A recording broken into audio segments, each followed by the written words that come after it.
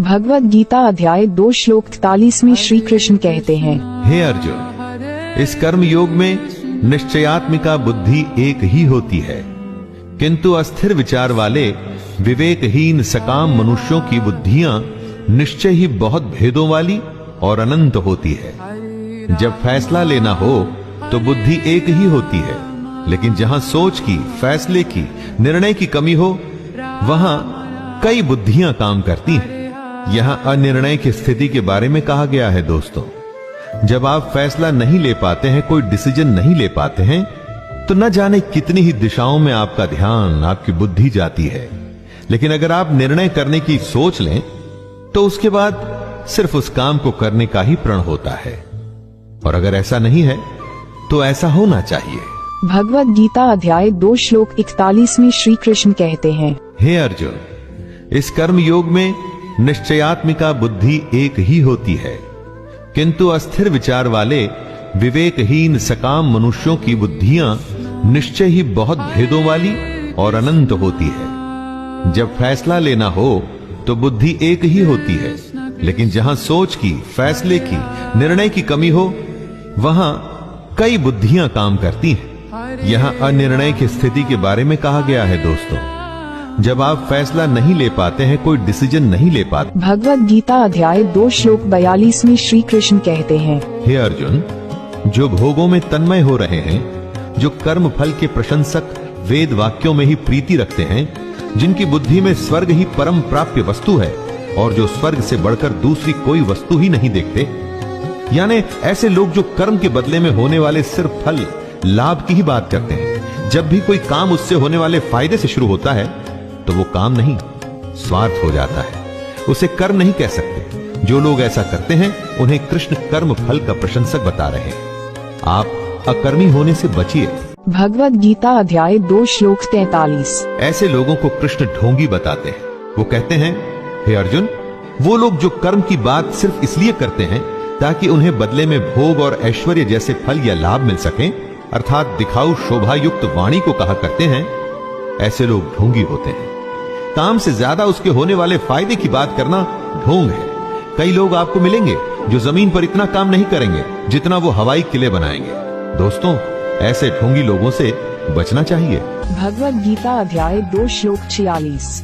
बेहद बड़े जलाशय के प्राप्त हो जाने पर छोटे जलाशय में मनुष्य का जितना प्रयोजन रहता है, उसी तरह से अगर जिसने ब्रह्म तत्व को समझ लिया तब उसके लिए वेदों की कोई आवश्यकता नहीं।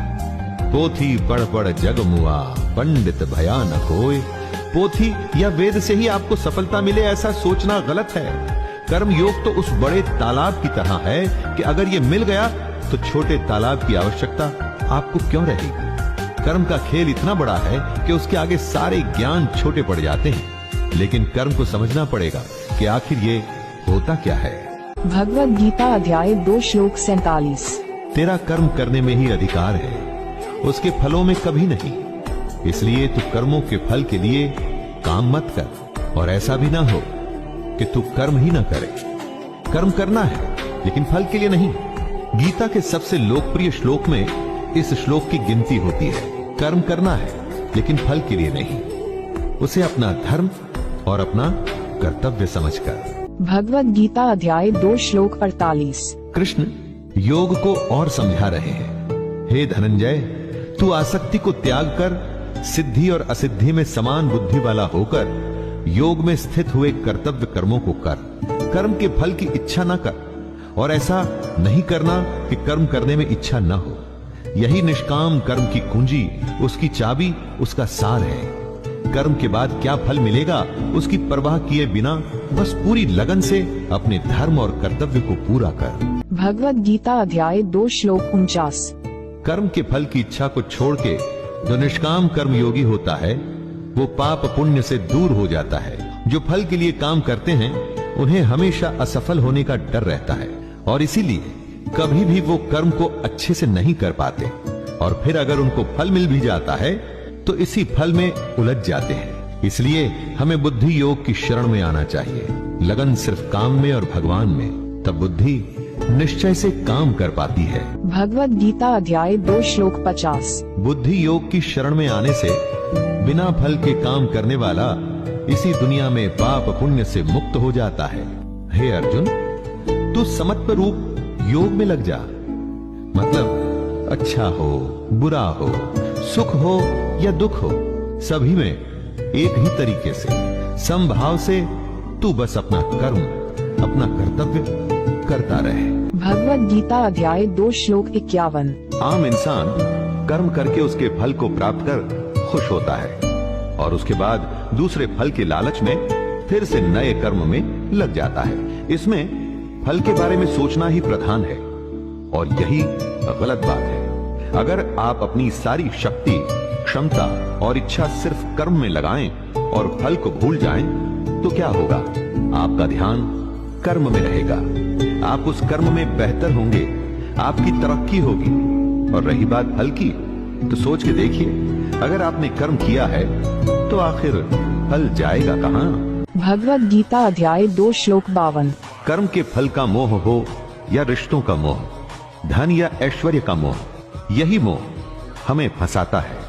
जब बुद्धि मोह के दलदल से निकल जाती है, तब परमात्मा के पास आने की राह निकल आती है।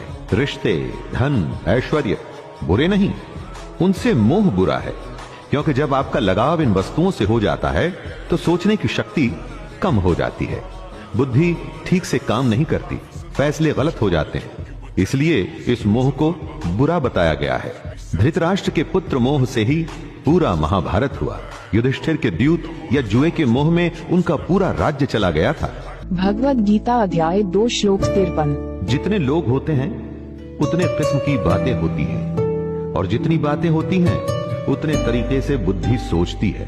जब दिमाग, बुद्धि स्थिर होकर एक जगह या परमात्मा में लग जाती है तो उसे ही योग कहते हैं। बुद्धि का स्थिर हो जाना ही एकाग्रता यानी कंसंट्रेशन कहलाता है। दोस्तों, स्थिर होकर एकाग्रता से कुछ करने को समाधि की स्थिति भी कहते हैं। और अगर आपने कंसंट्रेशन से काम किया हुआ हो तो मैं दावे के साथ कहता हूं कि वो काम कभी भी व्यर्थ नहीं होगा। भगवद गीता अध्याय 2 श्लोक 56। बुरा होने पर जिसके मन में दुख पैदा न हो, अच्छा होने पर जो मन भी शांत रहे, खुशी से पागल न हो, गुस्सा, डर या प्रेम जो सब कुछ एक ही भाव से एक ही जैसे देखता हो, उसकी बुद्धि स्थिर रहती है और वही मुनि या योगी कहलाता है। अच्छी खबर पे खुश हो जाना, बुरे पे उदास, ये तो स्वाभाविक ही है।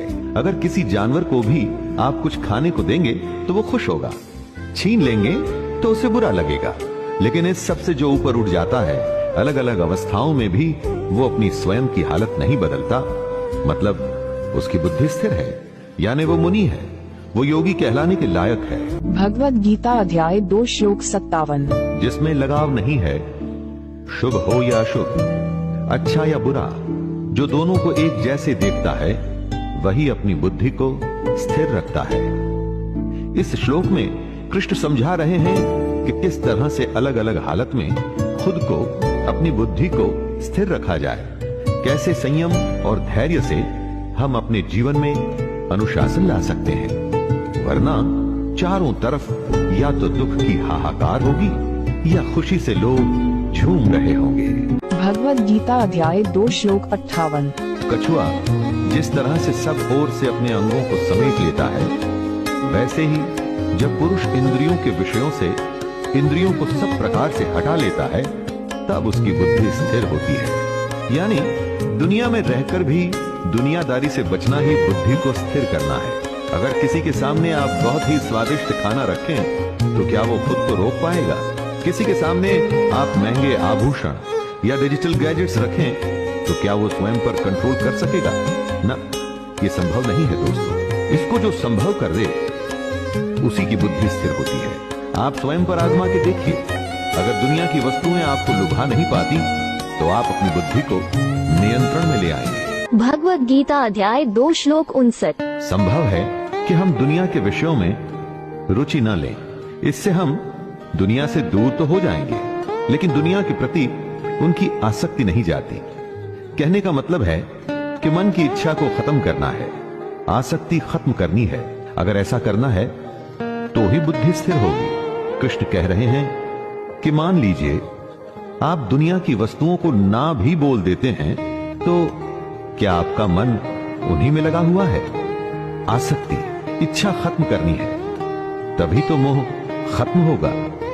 मन के लगाव को ही मोह कहते हैं। भगवद गीता अध्याय 2 श्लोक 60 में श्री कृष्ण कहते हैं, हे अर्जुन, आसक्ति का नाश न होने के कारण ये प्रमथन स्वभाव वाली इंद्रियां प्रयास करते हुए बुद्धिमान पुरुष के मन को भी बलपूर्वक हर लेती हैं। कृष्ण समझा रहे हैं कि जहां आप अपनी इच्छा या अपनी आसक्ति खत्म नहीं करते, वहां इंद्रियां आपको अपने वश में कर लेती हैं। सोचिए, कितनी ही बार ऐसा होता है कि सुख दुख आपके वश में नहीं, आप सुख दुख के वश में हो जाते हैं। कभी हंसी नहीं रुकती तो कभी रोना नहीं, कभी भूख नहीं रुकती तो कभी नींद, और कभी काम वासना भी नहीं रुकती।